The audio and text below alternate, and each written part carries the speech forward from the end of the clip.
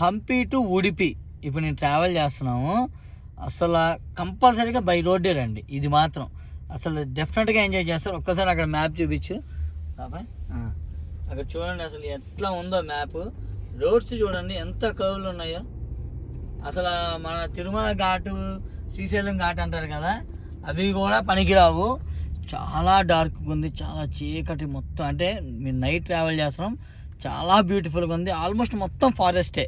So morning కాదు night పెట్టుకోండి journey. ఎవరన్నా ఇది ఉంటే మాత్రం బై రోడ్డే ప్లాన్ చేసుకోండి. డెఫినెట్గా you will enjoy a lot. ఇప్పుడు సినిమాల్లో మనకి నైట్ టైము చూపిస్తారు కదా, భయంకరంగా దెయ్యాలు, భూతాలు, లేదంటే ఫిల్మ్ బై అరవింద్ ఇట్లాంటి సినిమాలు చూపించారు కదా, చెట్లు, పెద్ద పెద్ద చెట్లు, నైట్ వ్యూలు, ఇవన్నీ అసలు అవి కూడా పనికిరావు. అంతకన్నా దారుణంగా ఉంది.